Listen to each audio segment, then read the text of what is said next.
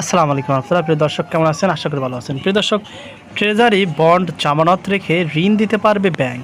বুধবার 11 মার্চ 2026 এই প্রতিবেদনটি জাগরণ24.com-এ প্রকাশিত হয়েছে। প্রিয় দর্শক, গ্রাহকদের ট্রেজারি বন্ড জামানত রেখে ঋণ দেওয়ার সুযোগ পাচ্ছে ব্যাংকগুলো। এ বিষয়ে কয়েকটি নির্দেশনা অনুসরণ করতে হবে বলে জানিয়েছে কেন্দ্রীয় ব্যাংক। নতুন এই নির্দেশনার অবিলম্বে কার্যকর হবে। বুধবার 11 মার্চ বাংলাদেশ ব্যাংকের ব্যাংকিং প্রবিধি ও নীতি বিভাগ 1 থেকে এ সংক্রান্ত একটি সার্কুলার জারি করা হয়। সার্কুলার বলা হয়েছে, লিয়েনকৃত সরকারি বন্ডকে যোগ্য জামানত হিসাবে অন্তর্ভুক্ত করার পর ব্যাংকগুলো ট্রেজারি বন্ডের বিপরীতে গ্রাহকদের ঋণ দিতে আগ্রহ প্রকাশ করেছে। বিষয়টি কেন্দ্রীয় ব্যাংকের নজরে এসেছে। এ প্রেক্ষাপটে ট্রেজারি বন্ড জামানত হিসাবে রেখে ঋণ বিতরণের ক্ষেত্রে কিছু নির্দেশনা মেনে চলতে হবে।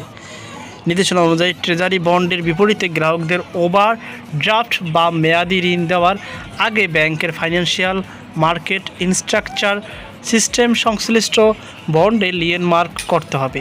বন্ডের অভিহিত মূল্য বা ফেস ভ্যালুর সর্বোচ্চ 75% পর্যন্ত ঋণ সুবিধা দেওয়া যাবে, তবে সুদসহ ঋণের স্থিতি কোনো অবস্থাতেই বন্ডের অভিহিত মূল্য অতিক্রম করতে পারবে না।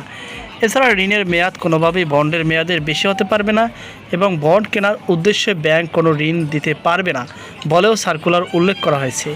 বাংলাদেশ ব্যাংক জানায়, ব্যাংক কোম্পানি আইন 1991 সাল পর্যন্ত সংশোধিত এর 45 ধারায় প্রদত্ত ক্ষমতা বলে এই নির্দেশনা জারি করা হয়েছে।